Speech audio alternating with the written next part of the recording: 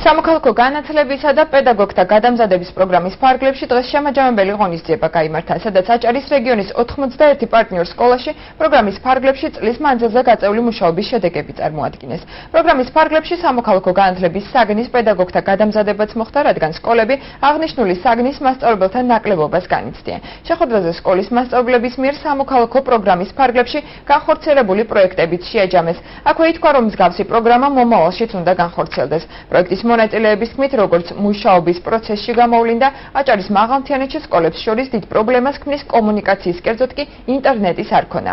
პროგრამა ამერიკული ორგანიზაცია PHA International-ისა და USAID-ის დაფინანსებით ხორციელდება.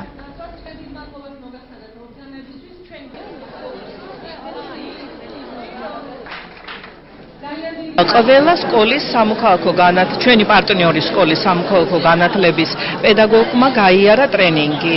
გაიარა ყველა 800 პედაგოგი ყავს გადამზადებული. გაიარა სკოლის ადმინისტრაციის წარმომადგენლებმა, დირექტორებმა ეს ტრენინგი, იმიტომ რომ პედაგოგების ინტერესი იყო, რომ ადმინისტრაცია იცნობდეს, რა სწავლობენ, რა აკეთებენ, სად დადიან.